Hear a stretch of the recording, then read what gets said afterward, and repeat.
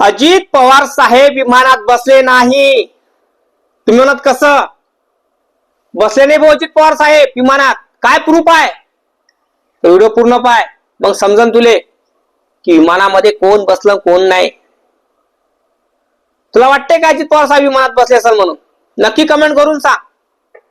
मला सांग, अजित पवार साहेब ज्या विमानात बसले त्याचा कोणता सीसीटीव्ही फुटेज आहे काय? आहे काय? अजित पवार साहेब हिरव्या रंगाच्या विमानात बसले, काही VSR कंपनीच्या विमानात बसले, या कुठल्या लाल कलरच्या विमानात बसले, काही आहे का आपल्याशी प्रूफ? आहे काय? अजित दादा विमानात बसण्याचा प्रूफच नाही आहे भाऊ. विचार करा तुम्ही या गोष्टीचा. म्हणजे अजित पवार साहेब त्या संघ किती जण बसले याचाही प्रूफ नाही आपल्यापाशी. फक्त सांगितलं त्यांनी की विमानात 6 जण बसले होते, 5 जणांचा मृत्यू सापडला, 6 व्यक्ती कुठं आहे? मग विमानात 6 जण बसले की 5 जण बसले याचं प्रश्नाचं उत्तर आहे का तुमच्यापाशी? मी तुम्हाला प्रश्न करतो की विमानात 6 जण बसले की 5 जण बसले होते याचं उत्तर द्या. आणि त्याचा सीसीटीव्ही फुटेज आहे का? कुठला प्रूफ आहे का तुमच्यापाशी? खरंच अजित दादा संघ 6 जण बसले होते, 5 जण बसले? प्रूफच नाही आपल्यापाशी. फक्त प्रूफ याचा आहे आपल्यापाशी की बारामतीमध्ये विमान फुटलं. कारण महाराष्ट्राच्या जनतेच्या मनात हे उत्तर प्रश्न आहे की अजित दादा हिरव्या रंगाच्या प्लेन मध्ये बसले, लाल रंगाचं विमान फुटलं. मग अजित दादा विमान हिरव्या रंगाच्या प्लेन मध्ये बसले त्याचा प्रूफ आहे का आपल्यापाशी? नाही आहे ना. प्रूफ आहे का? नाही आहे ना. तो गोष्ट ते समजून राहिली की अजित दादाला घात का असा पद्धतीचा कसा केला काही समजून राहिलं नाही. म्हणजे त्यांचं प्लेन चेंज, जे प्लेन होतं ते चेंज झालं असेल काय? ते दुसऱ्या प्लेन मध्ये बसले असेल का? ते दुसऱ्या प्लेन मध्ये बसले असेल का अजित दादा? मला सांगा, अजित दादा हे दुसऱ्याच प्लेन मध्ये बसले असेल? मला हे समजत नाही की अजित पवार साहेब महाराष्ट्राचे उपमुख्यमंत्री आहे, त्याच्या संग 5 जण जातो, 6 जण जातो आणि विमानात कुठल्या जातो याचा व्हिडिओ निघत नाही, याचा सीसीटीव्ही फुटेज निघत नाही. आणि रोहित पवार साहेब म्हणतात की मला सीसीटीव्ही फुटेज पाहिजे, ज्या विमानात अजित दादा बसले होते तिथून मुंबईचं फुटेज पाहिजे मला. ते म्हणजे आमच्याकडे फुटेज नाही आहे. म्हणजे फुटेज नाही आहे म्हणजे बसलेच नसेल विमानात अजित दादा. तर अजित दादा विमानात बसलेच नसाल तर मी म्हणत नाही दादा, पण महाराष्ट्रातली जनता शकच्या आधारे अडकलेली आहे. मग अजित दादा विमानात बसले नाही तर मग कुठे गेले? बारामतीचे फुटेज दिसून राहिले आपल्याला, ड्रोनचे फुटेज दिसून राहिले आहे, सीसीटीव्ही फुटेज दिसून राहिले, सगळ्या गोष्टी दिसून राहिल्या.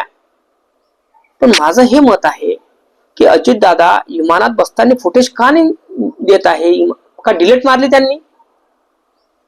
मग डिलीट का मारले त्यांनी?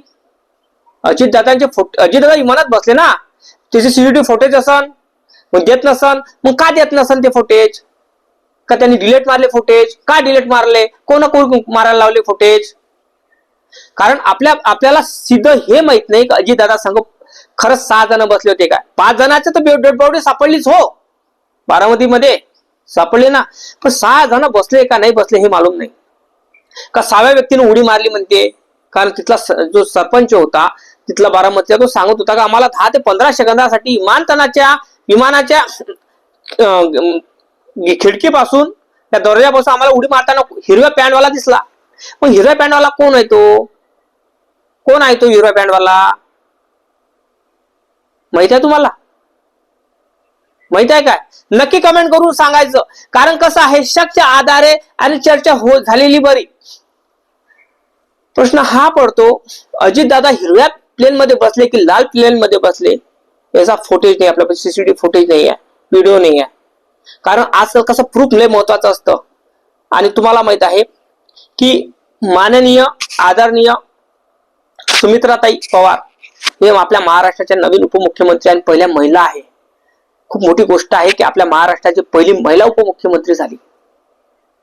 माझं देश म्हणणं आहे की महाराष्ट्राची पहिला महिला मुख्यमंत्री झाली पाहिजे, बरोबर नाही का? ह्या बाबासाहेबांचं दान आहे, ते ह्या संविधानाचं दान आहे.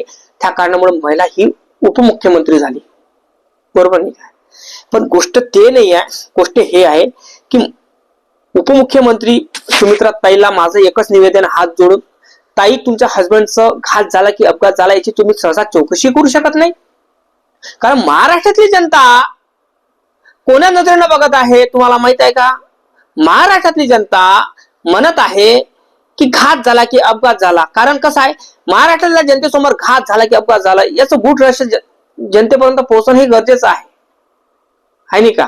कारण महाराष्ट्रातली जनता अजितदादाचं गुढ रहस्य शोधण्यासाठी खूप प्रचंड गर्दी करत आहे आणि विचार करत आहे अजितदादाचा घात झाला की अपघात झाला. त्यांचा घात झाला कारण न्यूज मध्ये अपघात दाखवत आहे, पण रियालिटी जनतेला पूर्ण माहित आहे का घात झाला म्हणून.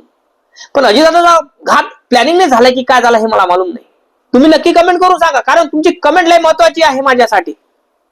तुमची कमेंट लय महत्वाची आहे माझ्यासाठी. त्या कारणामुळे तुम्हाला सांगतो, कारण तुमची एकच कमेंट मला एक मोटिवेट करतं, मला सांगतं की नाही हे बरोबर आहे यांचं. तुमच्या मनात क्वेश्चन असेल, प्रश्न असेल, काही असेल तुमची मनात शंका, नक्की कमेंटवर सांगायचं. कारण तुमची कमेंट मला सांगतं की नाही हे यांचं बरोबर आहे.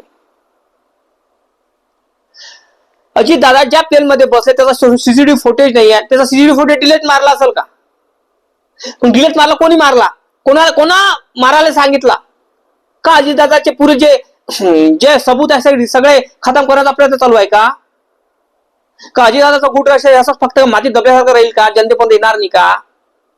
कारण सीबीआय सीआयडी फक्त चौकशी कायची करत आहे? अजितदादाचा अपघात झाला याची चौकशी करत आहे.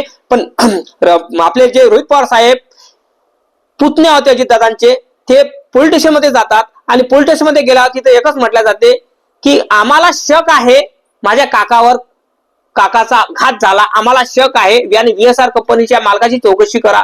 असे भरपूर लोक सांगितले असेल त्यांनी याची चौकशी करा. तुम्ही डीसीपी येतो, तिथला पोलीस अधिकारी मोठा पोलीस निरीक्षक येतो आणि तिथं म्हणतो की आम्ही तुमची FIR करू शकत नाही, आम्ही तुमची तक्रार नोंदवू शकत नाही. विचार करा गोष्ट काय आहे की अजितदादाचा गुढ रहस्य लपवण्याचा प्रयत्न चालू आहे का? मला माहित नाही.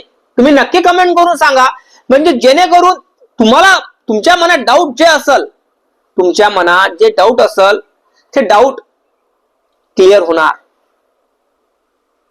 जे डाऊट क्लिअर होणार आणि नक्की कमेंट करून सांगा की अजितदादा खरंच विमानात बसले की नाही.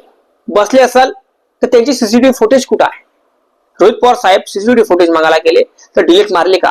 डिलीट कोणी मारले? नक्की कमेंट करून सांगा. लाईक करा, चॅनलला सबस्क्राईब करायला विसरू नका. जय भीम, जय शिवराय, जय जवान, जय किसान, जय संविधान.